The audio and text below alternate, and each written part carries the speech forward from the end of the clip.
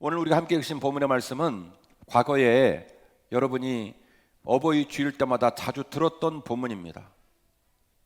잠언에는 별명이 붙어 있죠. 마치 바늘처럼 정교한 지혜의 말이라 하여 이른바 바늘잠자를 써서 잠언이라고 이야기를 합니다. 그 특수성 때문에 잠언은 역사적인 배경, 본문의 배치를 관심 갖지 않고 항상 엊그제 예수를 믿은 사람이나 평생 동안 예수를 믿은 사람이나 언제 어디서라도 이 말씀을 읽으면 이해가 되고 은혜가 되고 깨달아진다는 아주 특수한 본문으로 여겨지는데요. 그럼에도 불구하고 잠언은 다른 성경처럼 역사적인 배경과 본문의 구조를 갖고 있습니다. 그 배경과 구조를 알면 조금 더 깊은 의미를 깨달아 알 수 있기 때문에 오늘 아이들이 앉아 있음에도 불구하고 여러분에게 조금 어려운 얘기를 소개하려고 합니다. 잠언은 31장으로 구성이 되어 있고요. 앞에 10장까지 구간은 지혜가 얼마나 중요한지, 그리고 그 지혜로서 음행을 피할 것을 이야기를 하고, 그러면 나머지 이제 20장 좌우로 좀 남는 상황이 벌어지는데, 그 중에 앞과 뒤에 3분의 1 지점이 솔로몬의 지혜를 말합니다. 앞에 나오는 3분의 1 지점은 솔로몬의 지혜를 그대로 기록을 했고, 뒤에 있는 3분의 1 지점은 솔로몬의 지혜를 히스기야 왕 시절에 다시 한번 재편집을 해서 붙여놨어요. 그리고 가운데에 이른바 짧은 잠언이 나오게 됩니다. 지금 제가 말씀드리는 앞과 뒤에 있는 잠언은 굉장히 깁니다. 논리도 길고, 그리고 이해하고자 하는 메시지도 굉장히 복잡한 구조를 갖고 있는데요. 오늘 우리가 함께 읽으신 본문의 말씀은 이른바 짧은 잠언들입니다. 짧은 잠언을 묶어서 지혜자의 잠언 첫 번째 묶음, 지혜자의 잠언 두 번째 묶음 구간 중에 첫 번째 잠언을 읽으셨어요. 그리고 거기에 지혜자가 주고자 하는 메시지, 지혜자가 주고자 하는 지혜의 목록들이 나오게 됩니다. 여러 가지 나온 목록 중에 오늘 제가 여러분에게 하나의 단어를 소개를 했는데, 너희들이 반드시 잊지 말아야 될 지혜의 목록이 있다 하여 지혜자가 여러분에게 소개한, 잊지 말거라, 죽을 때까지 잊지 말거라, 꼭 간직하라고 소개한 중요한 지혜의 목록, 상품 목록이 있듯이 그 지혜 목록이 쭉 있는데, 그 지혜의 목록 중에 으뜸이 되는 지혜 목록이 있는데, 그 목록의 이름이 뭐냐면 바로 부모예요. 부모. 그리고 그 지혜 목록에 등장한 부모님과 너희는 어떤 관계를 맺어야 하느냐? 효의 관계를 맺어야 한다라고 강조를 하고 있다는 거예요. 그리고 이 모든 지혜를 끌고 가고 있는 기관차 역할을 하는 원리가 하나 있는데요. 잠언 23장 17절 말씀입니다. 내 마음으로 죄인의 형통을 부러워하지 말고 항상 어떻게 하라고요? 여호와를 경외하라. 결국 지혜자의 잠언 첫 번째 묶음, 지혜자의 잠언 두 번째 묶음을 관통시키고 끌고 가고 있는 동력원, 중요한 기준점이 있는데, 이 모든 것들이 여호와를 경외하는 것들 속에서 이루어진 지혜들이라는 거예요. 하나님을 잘 섬기는 것, 하나님을 잘 믿는 것, 하나님과 동행하는 것, 이 모든 것들을 끌고 나가는 놀라운 지혜의 첩경이 뭐냐면 여호와를 경외하라. 그리고 그 여호와를 경외하는 지혜의 목록 중에 오늘 중요하게 여러분에게 상정이 되고 있는, 소개가 되고 있는 중요한 지혜의 목록은 바로 부모입니다. 이 부모를 오늘 본문은 뭐라고 소개를 하고 있을까요? 자, 답은 정해져 있습니다. 부모가 뭐라고요? 지혜의 목록 중에 매우 중요한 목록이다. 그러면 조금 더 들어갑니다. 도대체 부모를 어떤 존재이기에 지혜의 목록에 상정을 해서 소개를 할까? 본문은 이렇게 말합니다. 부모는 나의 현존, 지금의 나를 발생시킨 분이시기 때문에 그분의 선행적인 사랑과 은혜를 절대로 잊어서는 안 된다는 거예요. 22절이죠. 너를 낳은 아비에게 청종하고 내 늙은 어머니를 경히 여기지 말라. 모든 사람은 자신의 실존을 중심으로 생각을 합니다.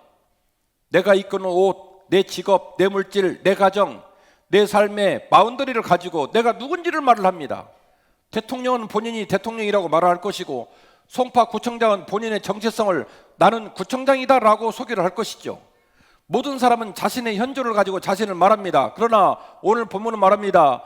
너의 부모가 없었다면, 너의 부모가 너보다 먼저 너를 낳고 너에게 희생하고 너에게 가히 없는 사랑을 주지 않았다면 오늘의 너는 있다 없다?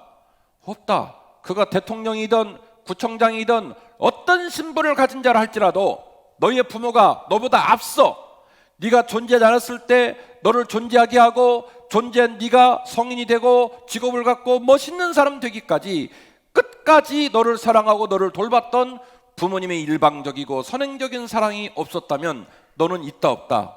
너는 없다. 그래서 이렇게 말하는 거예요. 너를 낳은 아비에게 청종하고. 아비는 그냥 아비가 아니에요.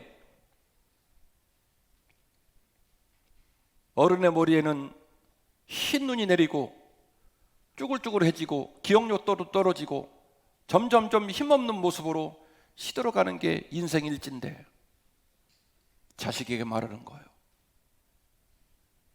너 그 늙어가는 부모를, 너 그 힘없어 가자는 부모를 절대로 우습게 여기지 말고 소중히 여기고 그분을 청종하라는 거예요. 왜냐하면 그분이 누구냐면 너를 낳은 분이기 때문에.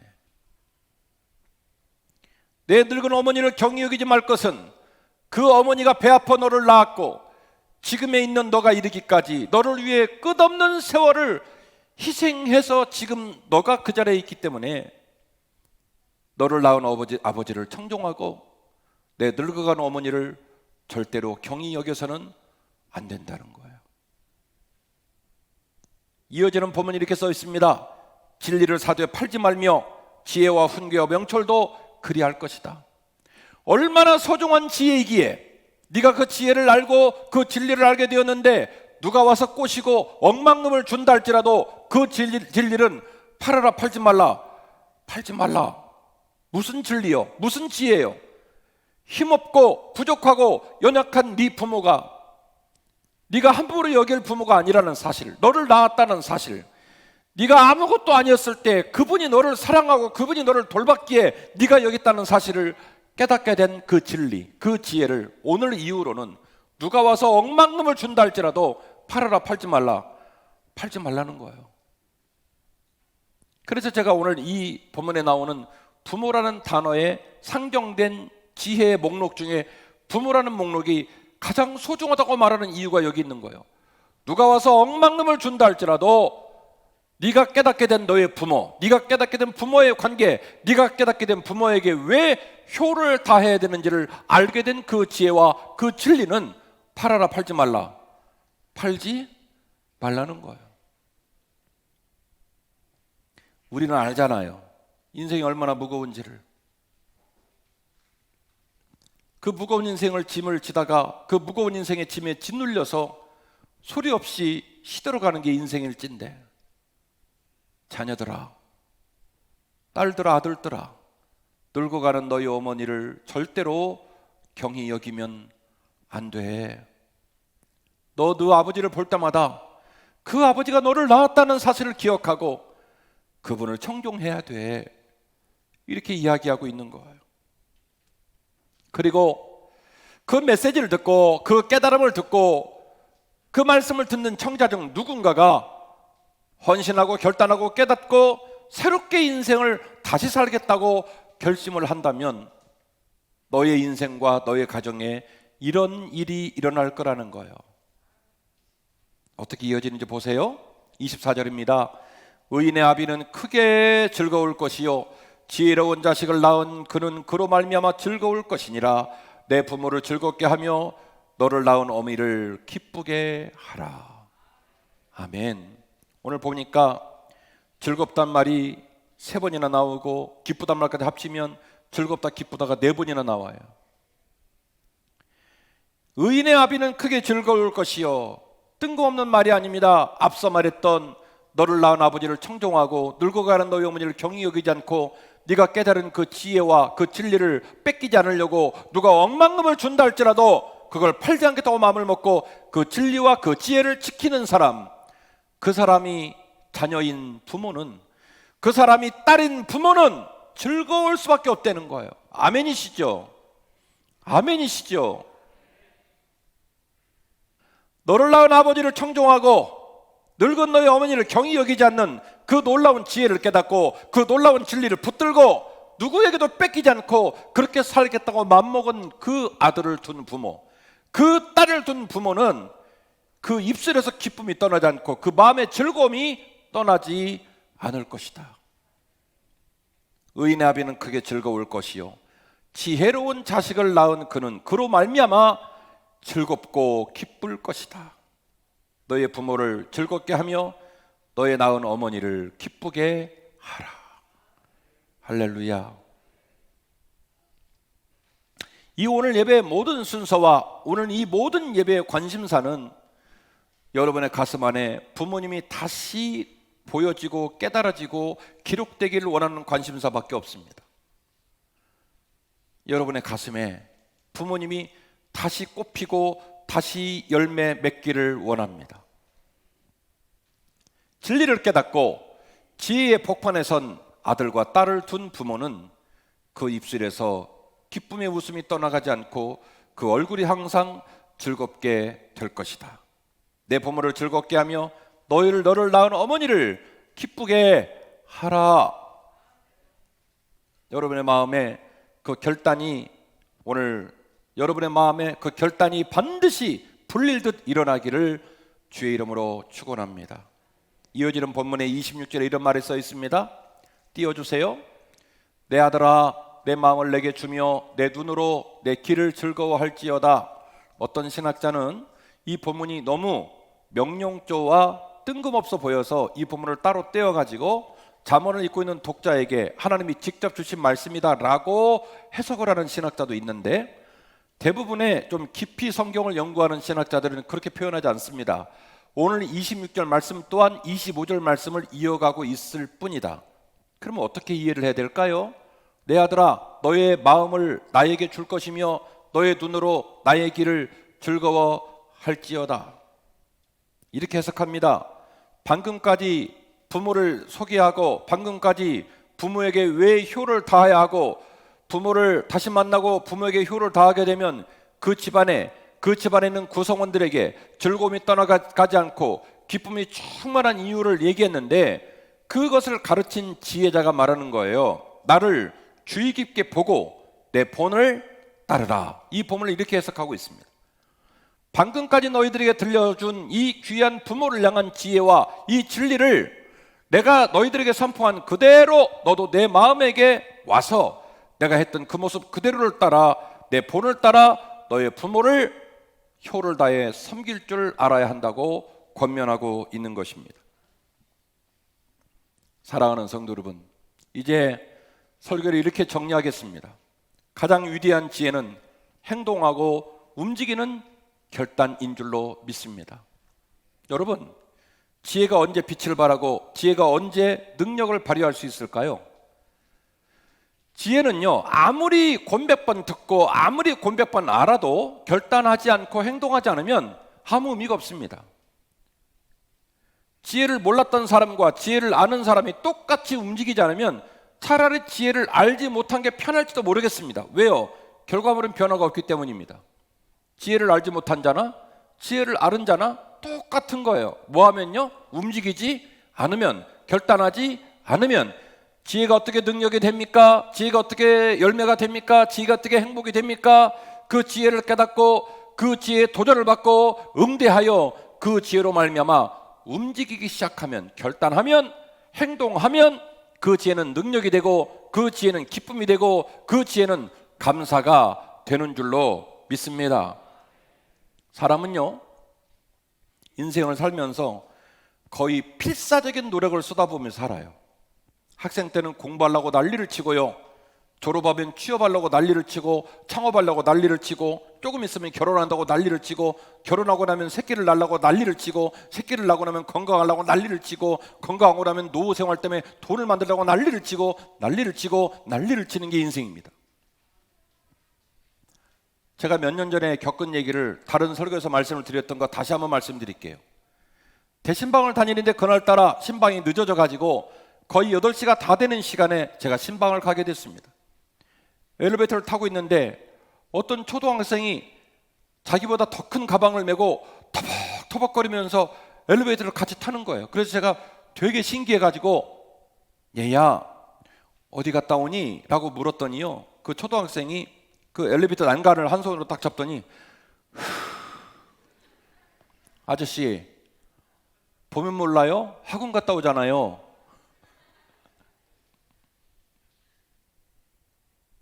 하도 힘들어하길래 제가 물었어요.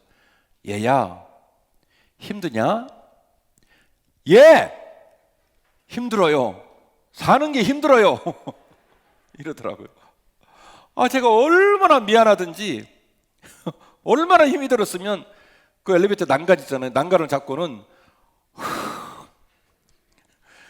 힘들어요. 이렇게 얘기하더라고요. 예.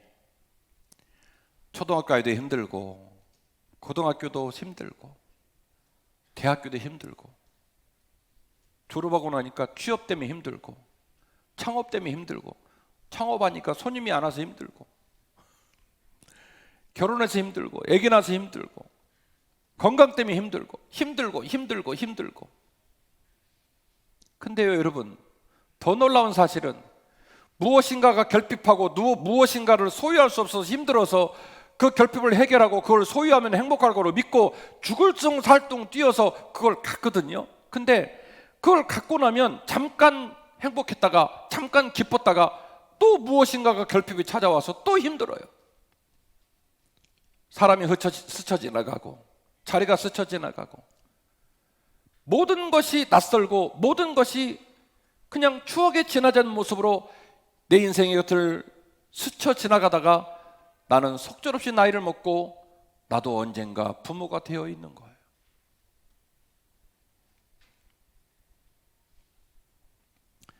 여러분에게 영원한 게 얼마나 있습니까? 영원한 게 어디 있어요? 여러분이 나이를 깎고 또 깎아가지고 젊어 보이려고 난리를 친다 한들 날아가는 세월을 막을 수가 있겠습니까? 여러분이 말하는 여러분의 가까운 친구는 여러분 곁에 계시나요? 초등학교 동창은 어떤 모습입니까? 여러분이 다녔던 직장, 여러분의 친구, 여러분의 지인들은 얼마나 영원한 존재들입니까? 언젠가 왔다가 언젠가 사라지고 그저 속절없이 늙어가는 인생의 도중에 잠깐 동안 만난 벗들이요 순간적인 즐거움들 아니었습니까? 그런데요 반대로 많은 사람이 나를 만나고 많은 사람이 나를 떠나고 많은 일에 관여하고 많은 일에 손댔다가 포기를 하는 게 인생인데 그 모든 인생의 도중에 한결같이 내 곁을 떠나지 않고 내 곁에 있는 존재가 있을까요? 초등학교 친구도 다 떠났습니다. 중학교 친구도 가물가물합니다. 내가 그 직장에 들어간 적은 있지만 지금은 퇴임을 했습니다. 내가 그때 그 일을 하긴 했지만 옛날에 내가 했지 지금은 다른 사람이 그 일을 하고 있습니다. 계속 인생은 바뀝니다. 영원한 게 없습니다. 그래서 잠깐 왔다가 잠깐 가거든요. 근데 그럼에도 불구하고 영원토록 있을 것처럼 그 인생의 모든 도중에 한결같이 여러분을 지키고 여러분 곁에 있는 존재가 여러분 있으십니까? 예, 있죠. 그 존재가 누구냐면 바로 부모님이에요. 부모님이시라고요.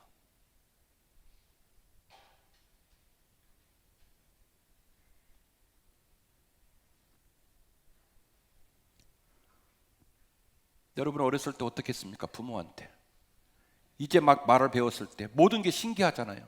간판이 보이기 시작하고 옛날에는 그림처럼 보였던 그 그림이 글씨가 돼가지고 막 눈에 보이면 너무 신기하잖아요. 그때 뭐라고 합니까? 엄마 이건 뭐야? 엄마 이건 뭐야? 아빠 이건 뭐야? 아빠 이건 뭐야? 미칠 듯이 묻잖아요. 따라다니면서 아빠 이건 뭐야? 아빠 이건 뭐라고 쓴 거야? 엄마 이건 뭐야? 그럼 여러분이 한 10번 대답하고 10번 넘어서 막 성질을 냅니까? 이리 또라이야, 내가 너한테 말했잖아, 너 또 물어볼래? 뭐 이렇게 말합니까? 부모는 뭐라고 말합니까? 우리 아들 신기하다, 우리 딸 영재다 영재, 야 나 네 나이에 글씨 알아본 거 처음 봤다 야. 10번 물어보면 10번 100번 물어보면 100번 말아주는 게 아빠와 엄마 아니었습니까? 내가 아무것도 아니었을 때 그때도 나를 사랑했고, 내가 멋있어졌을 때 그 멋있은 아들과 그 딸을 보고 너무너무 나보다 더 좋아하는 게 누구냐면 부모입니다. 여러분 친구가 좋아할 것 같죠? 뒤돌아서면 뒤에서 욕해요. 자식 겁나 잘난 척하네, 이런단 말이에요. 이 세상에 누가 당신보다 더 좋아지고 당신보다 더 높아졌는데 그것을 자신의 기쁨으로 여기고 좋아하는 사람이 누가 있어요? 없어요. 누구밖에 없습니까? 부모밖에 없는 거예요. 그렇게 잘 나가다가 병들어서 병상에 누워 있습니다. 그 병상에서 대소변을 받아가면서 나보다 더 아파하고 우는 사람도 누구밖에 없냐면 부모밖에 없어요. 모든 인생의 가치가 스쳐 지나가듯 우리 곁을 지나가고, 항상 우리의 인생은 이루지 못한 꿈을 바라보며 분주하고 고단하게 평생을 살다가 늙어가는 것이 인생일진데, 그 인생의 도정에 하염없이 우리 곁을 지키고 하염없이 우리를 사랑하고 하염없이 우리 때문에 즐거워하는 사람이 단 한 분밖에 없으니 누구냐면 우리의 부모님이란 말이에요.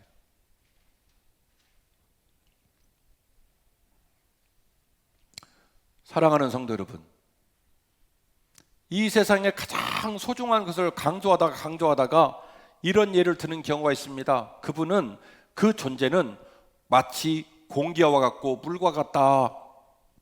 이렇게 얘기하면 머리로는 감동을 받아야 되고 머리로는 맞는 말인데 감동받는 사람이 한 명도 없어요. 왜냐하면 맞는 말이긴 하지만 공감이 안 돼. 맞는 말이긴 하지만 임팩트가 없어요.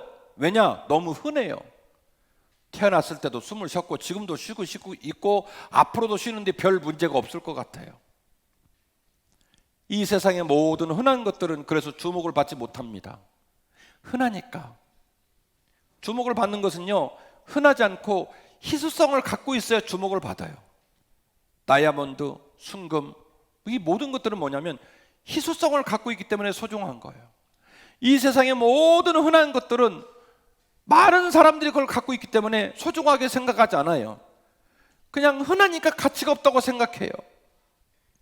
그런데 말이죠, 가장 흔하기에, 가장 역설적으로 가장 흔하기에 가장 위대한 분, 가장 위대한 사랑이 있으니 바로 그게 누구냐면 우리의 부모님이고, 그분께서 우리에게 주시는 사랑이 가장 흔하기에 가장 위대한 사랑인 것입니다. 모든 인류에게 주어진 부모가 한결같은 그 사랑으로 자식을 돌봐왔어요. 근데 자식은 그 사랑이 너무너무 흔한지라 깨닫지를 못하고 소중하다고 말을 안 해요. 그래서 우리 인생의 선바들은 이런 속담으로 부모의 사랑을 정의해놨습니다. 부모의 사랑은 내리사랑이다. 이 세상의 모든 사랑은 give and take, 주고받는 사랑입니다. 주고받으면서 사랑이 깊어지고 주고받으면서 사랑이 커집니다. 그런데 부모의 사랑만큼은 내리사랑이더라는 말이에요. 처음도 사랑했고 마지막까지 사랑해야 될 것이 부모의 사랑이에요. 사랑은 대가를 못 거두고 사랑한 만큼 답을 못 얻을 경우가 많아요. 그런데도 불구하고 부모는 바보처럼 끝까지 자녀를 사랑합니다. 그래서 우리 인생의 선배들은 이런 말을 남긴 거예요. 당신의 부모가 당신을 일방적으로 사랑하다가 시들어가고 이 세상을 떠나고, 언젠가 당신이 부모께서 당신을 일방적으로 사랑했다는 걸 깨달았던 것처럼 당신도 당신의 자녀를 그렇게 사랑하기를 바란다. 그래서 부모 사랑을 뭐라고 말한다고요? 부모의 사랑을 내리사랑이다 말한다는 거예요. 여러분에게 제안합니다. 목사님, 설교 결론이 참 좋네요. 어차피 부모 사랑은 내리사랑이니까 그냥 누리고 살랍니다. 그렇게 결론이 나면 저는 오늘 설교를 그냥 망친 거예요. 간절히 바랍니다. 부모님의 사랑은 내리사랑으로 표현할 정도로 그렇게 크고 그렇게 뜨겁고 그렇게 강합니다. 그러나 이 어버이 주일에 그 위대한 사랑을 베풀면서 늙어가는 부모, 그 부모를 경히 여기지 말고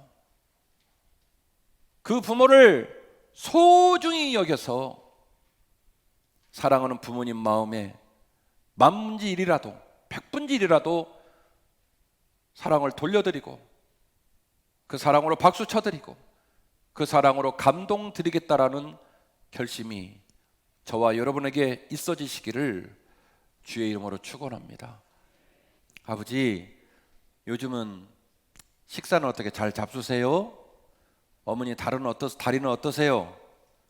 지난주에 물어봤으니까 요번 주는 안 물어보면 되는 게 아니라 요번 주에도 지난주에 안 물어본 것처럼 처음 물어보는 것처럼 미친 척하고 전화를 계속 하세요. 그럼 부모님은 어떤 명약을 병원에서 받아서 먹는 것보다도 자녀의 그 격려와 그 관심과 사랑 때문에 있던 병도 떠나요. 아멘 하셔. 설교 안 끝내버릴 거야 아주 그냥. 아멘 하세요. 말 한마디로 천년빚을 갚는다 했는데 부모님이 우리가 떼돈 갖다 줘야 감사하십니까? 떼돈도 갖다 줘야 돼요. 그러지만 맨날 떼돈은 못 갖다 주니까 매일매일의 삶에서는 따뜻한 말, 아름다운 말, 정말로 우리 부모님에게 부모님이 내가 너무 오래 살아서 산 게 너무 비참하다 이런 느낌이 들지 않도록 사랑합니다. 우리 목사님이 오늘 설교했는데 사랑을 실천하며 살래요. 효도를 실천하며 살래요. 어머니 사랑합니다. 그렇게 고백하시기를 주의 이름으로 축원합니다. 여러분을 낳고 어쨌든 간에 여러분을 지금까지 돌보은 부모님의 사랑이 모든 부모님이 그렇게 사랑하다 보니까 별것도 아닌 줄 알고 너무 흔하게 알아요. 그런데요, 다시 말씀드리지만 그 부모님의 흔한 것처럼 보이는 위대한 사랑이 없었다면 오늘의 나는 없습니다. 없어요. 그 부모님의 사랑을 마음에 잘 간직하고 그 부모님을 행복하게 해드리는 저와 여러분이 되시기를 주의 이름으로 축원합니다.